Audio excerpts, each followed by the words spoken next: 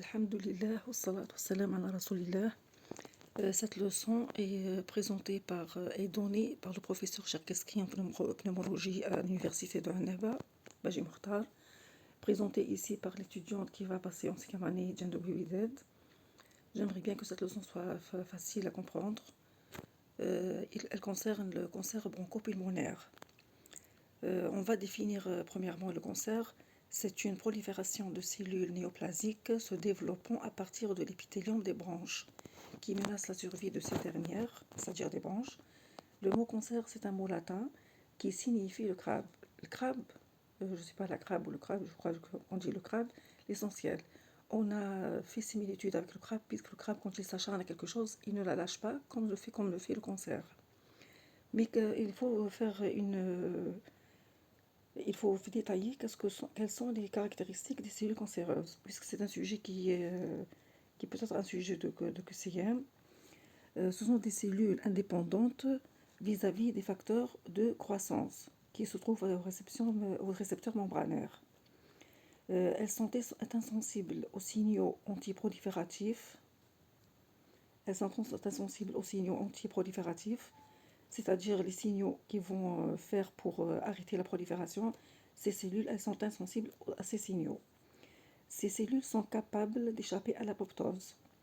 Elles ont aussi une acquisition d'un potentiel réplicatif illimité, par division illimitée des chromosomes, contrairement aux cellules normales.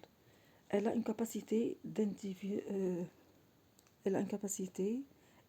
un réseau de néovaisseaux qu'on appelle la néo-angiogénèse. Elle a aussi l'acquisition d'un phénotype, les cellules cancéreuses, elles ont aussi l'acquisition d'un phénotype mobile et invasif qui leur réfère un pouvoir métastatique. Toutes ces informations, on les a vues dans le module de cancérologie, mais on doit les mentionner ici puisqu'elles peuvent être sujets au QCM. Maintenant, on va parler de l'importance de la question. Pourquoi il est important de parler du cancer bronchopulmonaire? Bon, c'est un cancer le plus fréquent en Algérie et dans le monde. Je parle surtout dans l'Algérie. Il représente 10% de tous les cancers que peut attraper un homme. Il est le premier cancer en fréquence et mortalité chez l'homme. Il est grave avec un pronostic sombre, c'est-à-dire le pronostic n'est pas favorable. Il y a 90% de mortalité avant 5 ans. Pourquoi il est évitable? C'est un cancer évitable puisque le principal facteur de ce cancer, c'est le tabac. Et comme le tabac, on peut l'éviter, on peut éviter le cancer. Le cancer du poumon, il est le plus fréquemment diagnostiqué et le plus meurtrier dans le monde, oui, dans le monde aussi. Et en Algérie, il est la première cause de mort par cancer. Si la mort par cancer, s'il y a un taux de mort par les causes d'autres cancers, le cancer du poumon, c'est le plus élevé. Les facteurs de risque dont le tabac joue le plus grand facteur, on trouve que 90% des causes d'un cancer bronchopulmonaire sont référées au tabac pour le cancer primitif. Sachant qu'un cancer primitif, c'est un cancer qui débute dans le poumon. Ce n'est pas un cancer qui est métastatique d'un autre cancer. Puis on a le taux d'un fumeur, un non-fumeur. Son risque est multiplié par 8 à 15 fois par rapport à un non-fumeur. Et il est multiplié par 2 à 10 fois chez une femme fumeuse par rapport à une femme non-fumeuse. Bon, ce qui compte pour le tabac, c'est que la quantité du tabac fumé, la durée du tabagisme et la précocité du début du tabagisme augmentent le risque. On n'oublie pas que le tabagisme passif a son mot à dire. Donc il a aussi un impact négatif sur le cancer pulmonaire. L'arrêt du tabac réduit le risque de 50%, mais après 10 ans. Et sachant que la réduction, elle est incomplète. On ne va pas dire que quelqu'un qui va arrêter le tabac, il va être guéri complètement, non. Mais on va voir réduire le risque de 50%. Quand on a dit qu'il est après 10 ans, donc on dit que la réduction, elle est différée. C'est-à-dire retardée, elle n'est pas précoce. Elle va être retardée. Les expositions professionnelles sont aussi un autre facteur de risque, par exemple l'amiante, la silice et d'autres métaux. Aussi, ils ont un rôle négatif sur l'atteinte par le cancer bronchopulmonaire. Aussi, on ne néglige pas l'association du tabac et de l'amiante, par exemple, qui multiplie le risque de cancer par 50. On va voir après la relation pour cas 50. Aussi, la pollution. La pollution atmosphérique, comme le benzopyrène ou le benzène, ou la pollution domestique, comme le radon, sont des facteurs de risque à ne pas négliger. Le radon est le deuxième facteur de risque. Il faut mettre ça dans la tête. Le radon, après le tabac, c'est le deuxième facteur de risque majeur. Je vais vous dire qu'est-ce que c'est le radon. Diapo 7. Le radon, c'est un gaz radioactif. Il résulte par la désintégration de l'uranium et du thorium qui sont présents naturellement dans le sol, les roches et certains matériaux de construction. Mais le plus répandu, c'est dans le sol. Par exemple, et pour le matériau de construction, on a par exemple le granit. C'est-à-dire ces matériaux contiennent dans leur formation, dans leur constitution, ce gaz radioactif. Les facteurs de risque, d'autres facteurs de risque, il y a des facteurs à ne pas négliger aussi, les facteurs génétiques et passé médical, c'est-à-dire les prédispositions familiales, qui est un facteur non modifiable, et les antécédents d'inflammation pulmonaire, comme la tuberculose, la fibrose, qui augmentent le risque. D'où l'intérêt de prendre en charge toute anomalie, toute atteinte pulmonaire pour ne pas être menacé par ce cancer. Pour le risque relatif, moi j'ai un faible pour les chiffres, je dois parler des chiffres, même s'ils ne sont pas posés dans les questions, puisqu'on n'est pas toujours censé apprendre tout ce qu'il y a de questions seulement. On doit apprendre n'importe quoi, ou à la moindre, ou au moins avoir une idée. Le risque relatif, c'est-à-dire que le risque se voit multiplié quand il y a quelques conditions. Le risque relatif dépend du nombre des cigarettes et la durée du tabagisme, de l'âge du début et de l'association avec d'autres éléments. Par exemple, on va le risque multiplier par 5 ou 10 s'il fume 20 cigarettes ou moins. Ce risque va se multiplier par 20 ou plus si les cigarettes sont plus de 20 cigarettes. Le risque aussi est multiplié par 7 s'il a 20 ans de tabagisme. Et ce risque va se multiplier par 20 ou plus s'il a plus de 40 ans de tabagisme. Aussi, si l'âge du début était à 14 ans, il aura 2 fois plus de risque d'atteindre un cancer bronchopulmonaire par rapport à quelqu'un qui a débuté à 18 ans. Et puis l'association entre tabac et amiante, comme on a vu tout à l'heure, il va le risque multiplié par 50. Pourquoi? Puisque le tabac on multiplie par 10, l'amiante on multiplie par 5, donc c'est par 50. Les lois de probabilité. Pour les types histologiques, on a deux grands types. Le premier, c'est le cancer bronchopulmonaire à petites cellules, ou bronchique à petites cellules, qu'on mentionne avec CBPC, qui représente 15% des cas, par rapport au cancer bronchique non à petites cellules, qui représente 85%. Ce deuxième type, qui est non à petites cellules, il a 3 sous-types. On a l'adénocarcinome, le carcinome épidermoïde et les carcinomes à grandes cellules. Pour l'adénocarcinome, c'est le plus répandu dans ce type-là, il représente 50%. Les moins fréquents, c'est carcinome épidermoïde dans ce type qui est non à petites cellules, et le moins fréquent de ce type, c'est les carcinomes à grandes cellules. On va détailler le cancer bronchique à petites cellules. Il concerne les voies aériennes proximales et s'étend jusqu'au médiastin le plus souvent. Qu'est-ce qu'il va engendrer? Le syndrome de compression médiastinale et la compression extrinsèque de l'arbre bronchique. Sachez avant tout que la compression extrinsèque de l'arbre bronchique est un cas particulier du syndrome de compression médiastinale. On va expliquer un peu qu'est-ce que le syndrome de compression médiastinale. Avant d'expliquer le syndrome, on doit dire que le médiastin, il contient le cœur et les gros vaisseaux, l'aorte et les veines caves, la veine cave supérieure. Il contient aussi la trachée et les branches principales. Il contient le sauvage, le thymus, les ganglions lymphatiques, les nerfs comphreniques et récurrents. Toutes ces structures, si elles sont sujettes à une compression quelconque par une tumeur, par un cancer, par n'importe quelle structure qui est hypertrophiante, on va assister à un syndrome de compression médiastinale. Par exemple, quand on parle du nerf phrénique, on peut trouver à la clinique un hoquet incoercible. Quelqu'un qui a un hoquet qui ne peut pas arrêter. On ne peut pas arrêter. Si la compression touche le nerf récurrent, on trouvera dysphonie. Si elle touche l'œsophage, dysphagie.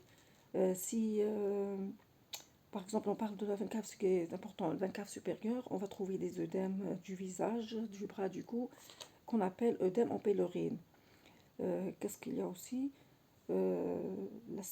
voilà. Aussi, s'il y a une compression de la veine cave supérieure, on trouvera la circulation veineuse collatérale, CVC. Donc ici, on va dire que la compression, et pour la compression extrinsèque, euh, euh, extrinsèque, ce qu'on a dit, de l'arbre bronchique, c'est une forme particulière du syndrome de compression médiastinale qui peut être causé par un lymphome, un cancer bronchique ou un ganglion, c'est-à-dire une adénopathie. Qu'est-ce qu'il y a aussi? On a parlé aussi des syndromes paranéoplasiques. Le syndrome paranéoplasique, il est fréquent. Ce syndrome, on va l'expliquer tout à l'heure ici dans les diapos, le syndrome paranéoplasique, puisqu'il a été posé quelques questions au QCM sur ce syndrome. Pour ce cancer, qui est le cancer à petites cellules, qui a aussi un syndrome paranéoplasique, son immunomarquage, il est positif pour NSE, qui est la neurone spécifique énolase. Elle concerne la différenciation neuroendocrine. Donc, bon, on a tout dit c'est tout ce qu'on a eu dans la leçon fait à Neba. On va parler du syndrome paranéoplasique qui concerne le cancer à petites cellules. Ce sont des manifestations pathologiques survenant à distance de la tumeur, associées au cancer et disparaissant après l'aspiration de la tumeur. Donc c'est impératif de dire que c'est sa relation avec le cancer même. Signes osteo-articulaires. Quels sont ces signes? C'est l'hypocratisme digital c'est-à-dire l'autre cas, c'est ostéoarthropathie hypertrophiante pneumique qui va donner des sécrétions ectopiques de growth hormone. Que veut dire sécrétion ectopique? C'est une sécrétion par un tissu qui n'est pas censé produire cette hormone. Donc, ça les signes ostéo-articulaires. Et je crois que ça a été posé dans le QCM. Il faut faire attention à ça là. Signes endocriniens. Les signes endocriniens, on a l'hypercalcémie qui est sécrétée par la parathyroïde, la gynécomastie qui concerne les hormones sexuelles, Schwarzbarter.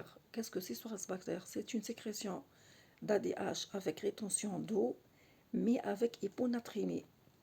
Aussi, on a le Cushing qui est une sécrétion d'ACTH.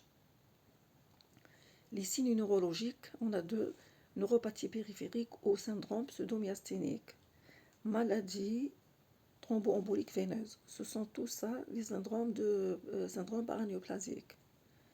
Carcinome épidermoïde, c'est le deuxième cancer, c'est un sous-type du deuxième cancer qui est non à petites cellules. Il est proximal, il n'est pas le plus fréquent ici. Hein. Il est proximal, c'est-à-dire il touche les branches lobaires ou segmentaires. Il reproduit la structure d'un épithélium malpigien. C'est une tumeur végétante qui peut obstruer la lumière bronchique et provoquer une atelectasie.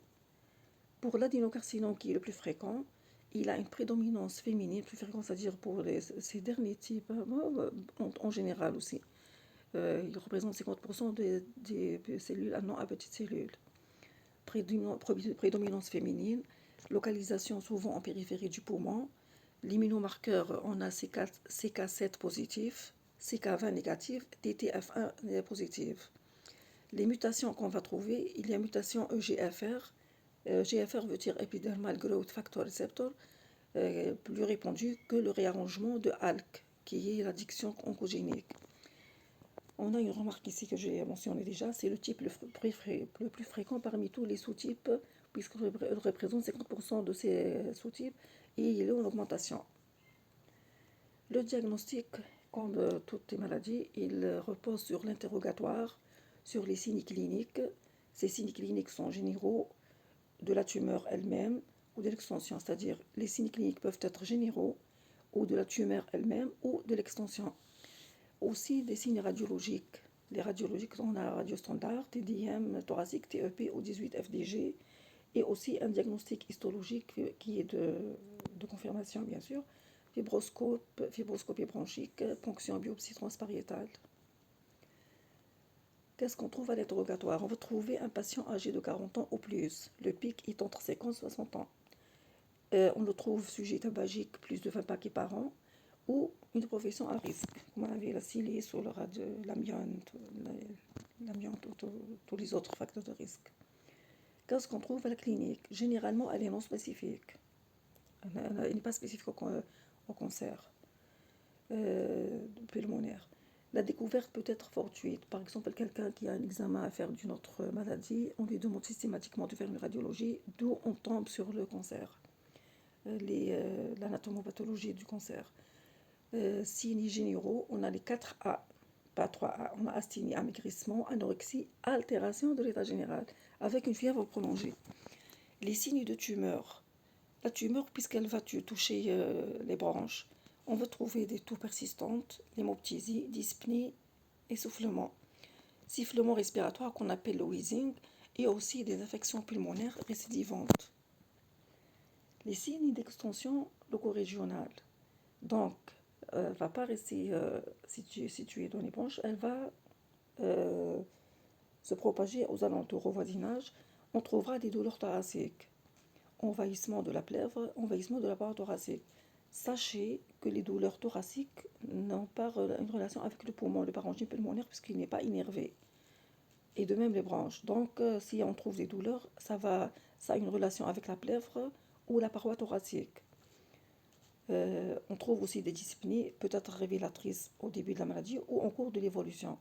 Elle va provoquer une obstruction d'une grosse branche, ou si l'obstruction elle est complète, on trouvera une atelectasie. Si c'est une sténose de la trachée, on entendra des wheezing. D'autres signes d'extension locorégionale, on a la paralysie phrénique. Comme on a vu tout à l'heure, la paralysie phrénique, elle va toucher le diaphragme. Aussi, qu'est-ce qu'on a mentionné tout à l'heure? Le hoquet incoercible, puisque le hoquet il a une relation avec le muscle du diaphragme. Aussi, lymphangite carcinomateuse, pleurésie et, j'ai oublié la virgule, pleurésie et syndrome cave supérieur, comme on a vu tout à l'heure, l'édème de Bellurine plutôt, je les ai mentionnés tout à l'heure, l'œdème du cou, de la face des membres supérieurs, dilatation des veines et du cou et des bras.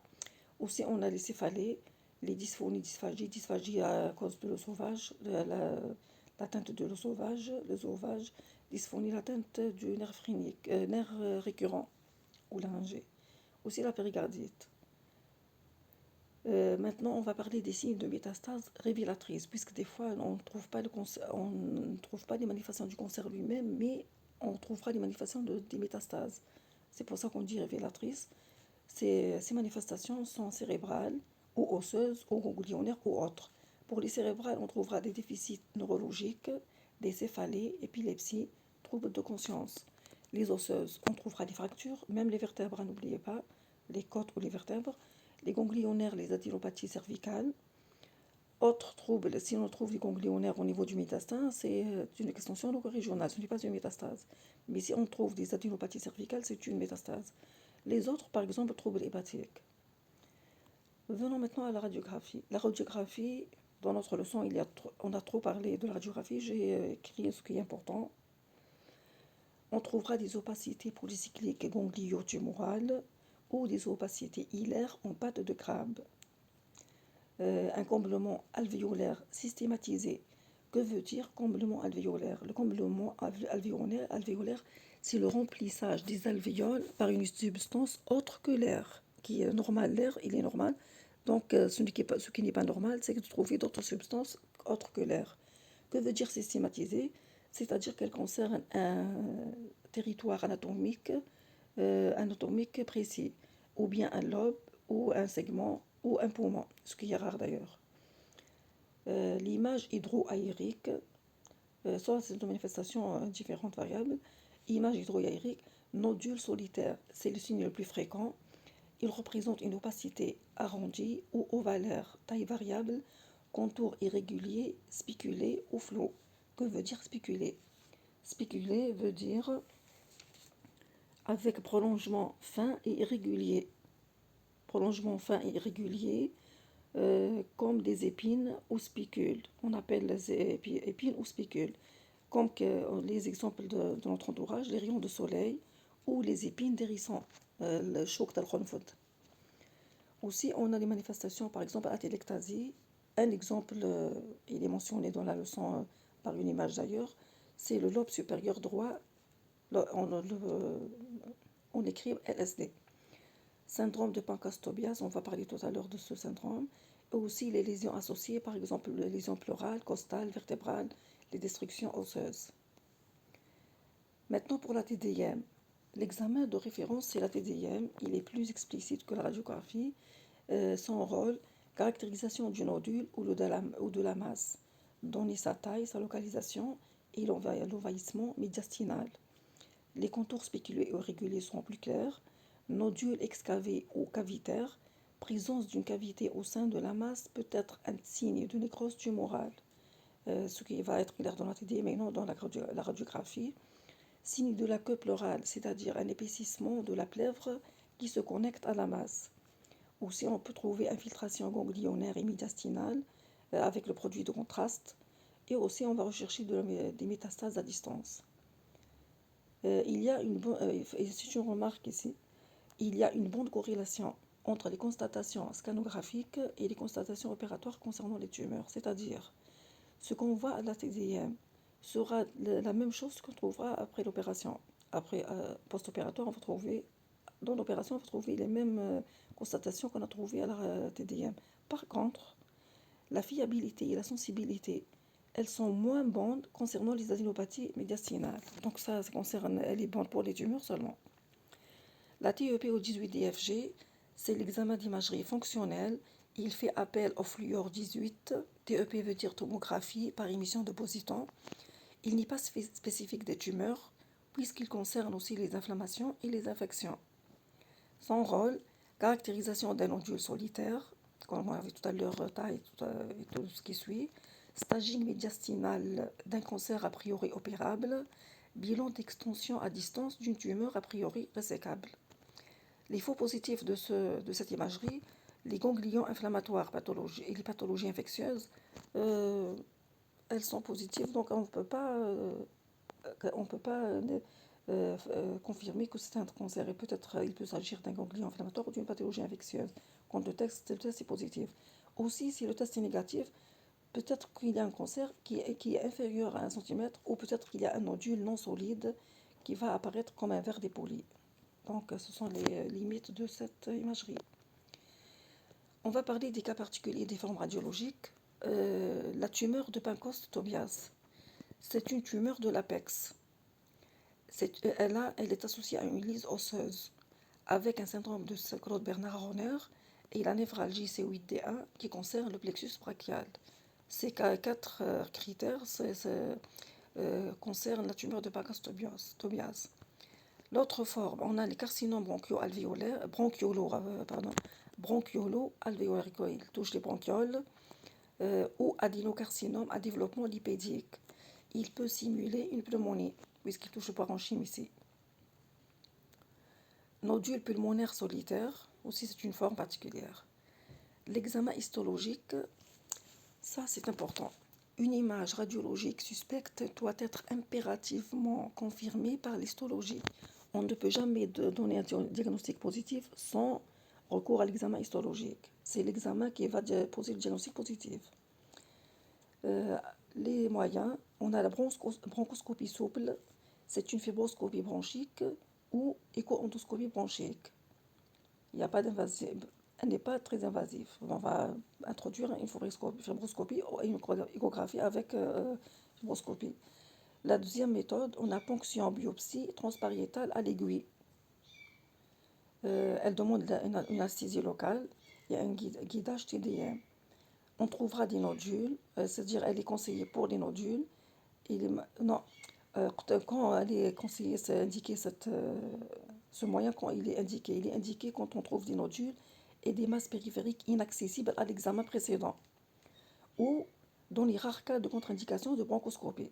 Donc, ce n'est pas toujours qu'on fait des gestes invasifs, sauf s'il y a des nodules et des masses qu'on n'a pas pu détecter avec la première méthode, ou s'il y a une contre-indication à la bronchoscopie. Ça veut dire l'hémorragie, ça dépend, c'est quoi. Aussi, il y a la troisième méthode, technique chirurgicale, c'est plus invasif bien sûr. Diagnostic non obtenu avec forte suspicion. Quand on ne peut pas poser le diagnostic avec les méthodes précédentes et qu'on a une forte suspicion de ces bébés, on doit recourir aux techniques chirurgicales. Ces moyens, ce sont la thoracoscopie, la médiastinoscopie, la vidéothoracotomie exploratrice. Les autres techniques, il y a ponction, biopsie ou exérèse d'une lésion à distance, TDM ou éco-guidé. Donc, pas au niveau pulmonaire ici. Maintenant, quelle est l'importance de la biologie dans ce cancer? euh, L'apport biologique, il doit compléter l'étude histologique en cas de quoi? En cas de cellules bronchiques non à petites cellules et non épidermoïdes. Donc le sous-type épidermoïde n'est pas concerné par la biologie. Donc on doit faire accéder à la thérapie ciblée, pour pouvoir accéder à la thérapie ciblée, il recherche les anomalies moléculaires suivantes. Donc l'apport biologique et la relation avec les anomalies moléculaires. Il ne concerne pas les cancers à petites cellules, ni les cancers épidermoïdes. Ça, mettez bien ça dans la tête. Il est important pour étudier les anomalies moléculaires. La première, c'est la mutation de l'EGFR ou réarrangement de ALK, mutation de CAS, mutation de BRAF, mutation de R2. Aucun marqueur tumoral n'a fait la preuve de son intérêt, ni diagnostic, ni pronostic dans le cancer bronchopulmonaire. Donc les marqueurs tumoraux n'ont rien à voir ici, n'ont pas de rôle, n'ont pas d'intérêt. Quel est le bilan d'extension? Le bilan d'extension, on a deux types. Il y a tumeur accessible au traitement loco-régional. Accessible au traitement, on peut le traiter loco-régionalement. Le bilan d'extension est crucial pour déterminer la thérapeutique la plus adaptée. Il comprend l'examen clinique, donc l'examen clinique, on ne peut pas le rater, les données d'imagerie, TEP, TDM, et j'ai fait une répétition, TEP et TDM, et la recherche de métastases, donc l'examen clinique, les données d'imagerie et la recherche de métastases. Il ne doit pas dépasser les 6 semaines à partir du dépôt du dossier du malade à la RCP. Le but de ce bilan, c'est l'évaluation de l'extension de la tumeur et l'extension N des ganglions et l'extension M des métastases, qu'on appelle TNM. Aussi, on a les tumeurs non accessibles au traitement loco-régional, TEP et T2M non indiqués. Et les examens complémentaires sont en fonction des signes d'appel et de l'incidence thérapeutique attendue. C'est par cas de cas, c'est par cas de cas. Classification TNM. La classification TNM qui concerne taille de la tumeur, l'atteinte ganglionnaire et les métastases est utilisée pour classer le cancer. On va parler de la tumeur, je vais essayer de simplifier les choses. T0, absence de tumeur primitive. TIS, carcinome in situ. Maintenant, on a T1, A, B et C. T1, avec l'alphabet A, B et C. Oh, j'ai fait une faute ici. 1 cm par 1 cm. T1A, la tumeur elle est inférieure à 1 cm. 1B, de 1 à 2 cm. 1C, de 3 à 3 cm. Donc 1 cm inférieur à 1 cm. De 1 à 2 cm et de 2 à 3 cm. Et on classifie 1A, 1B, 1C. Ça, c'était un T1 avec A, B et C. On va partir maintenant à T2, A et B, C aussi. T1, T2A, de 3 à 4 cm. T2B, de 4 à 5 cm. Mais aussi, on a, s'il y a une atteinte de branche qui est, je vais expliquer tout de suite, c'est-à-dire toute atteinte de la branche principale à moins de 2 cm de la carène ou atelectasie totale et ou pneumopathie qui ne dépasse pas les 5 cm sont classées T2. C'est-à-dire, s'ils ont une tumeur de 3 à 4 cm ou de 4 à 5 cm, ou s'il y a une atteinte de la branche principale qui ne dépasse pas les 2 centimètres à partir de la carène, ou s'il y a une atelectasie totale, avec ou non pneumopathie, pneumopathie, et cette tumeur-là ne dépasse pas les 5 centimètres. On les classe en T2. T2A entre 3 et 4, T2B 4 et 5, AK5. Mais les autres atteintes, on a l'atteinte bronchique à moins de 2 centimètres de la carène, ou une atelectasie totale, ou une pneumopathie qui ne dépasse pas 5 centimètres, on les classe en T2. Troisième, T3, elle est classée entre 5 à 7 centimètres. Dernière, T4, il n'y a pas d'alphabet ici, ni avec 3, ni avec 4. La tumeur doit dépasser 7 centimètres. Aussi, toute invasion du diaphragme, on la classe en T4. Toute atteinte du diaphragme, invasion jusqu'au diaphragme, on la classe en T4.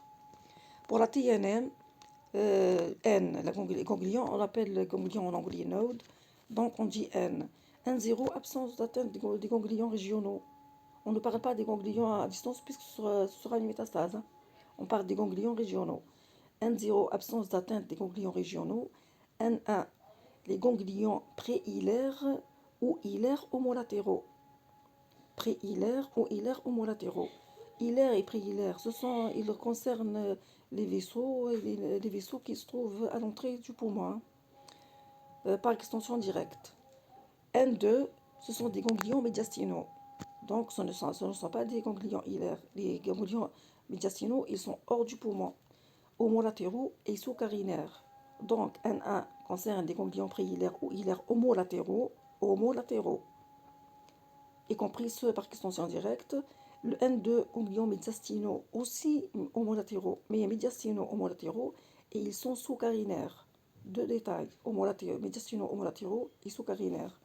Pour le N3, ce sont des ganglions médiastinaux ou hilaires et contralatéraux qu'on n'a pas mentionné tout à l'heure. Et aussi les ganglions scalènes. Mais les ganglions scalènes, les deux, homolatéraux ou contralatéraux. Aussi les ganglions susclaviculaires. Donc, ils nous ont dépassé la carène. Ils ont dépassé la carène. Ils sont au-dessus de la carène. Pour les métastases, c'est plus simple. M0, absence de métastase. M1A, métastase dans la cavité thoracique.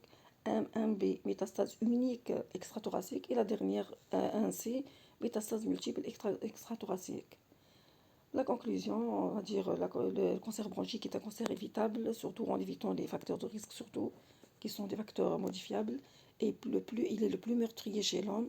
La lutte anti-tabac et le diagnostic précoce, surtout le diagnostic précoce, sont essentiels pour améliorer la survie des patients.